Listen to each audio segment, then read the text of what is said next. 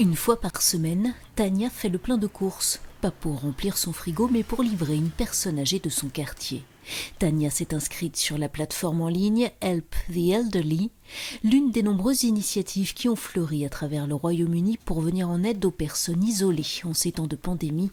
Elles s'inscrivent et sont mises en contact avec un bénévole.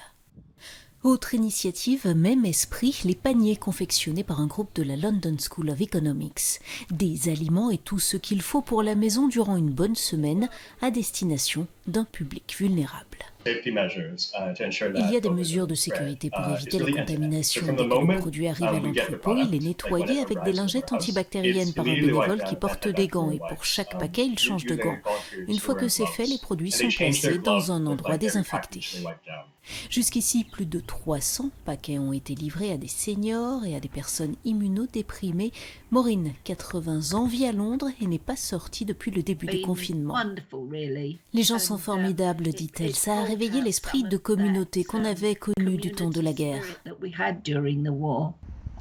Dans ce café-restaurant, cela fait 2 semaines qu'on s'active en cuisine malgré la fermeture. Chaque jour, plus de 600 repas sont préparés pour des soignants, des travailleurs en première ligne ou des personnes fragiles et isolées. Des dons ont été collectés et plus de 5000 repas livrés. J'espère vraiment qu'il y a une prise de conscience sur la nourriture et en particulier sur le gaspillage, le fait qu'il faut moins jeter, plus de partage, s'assurer que le maximum de personnes puissent en profiter. Je crois que les gens réalisent l'importance d'avoir de tout. Quand il y a des pénuries, ils ont tendance à paniquer.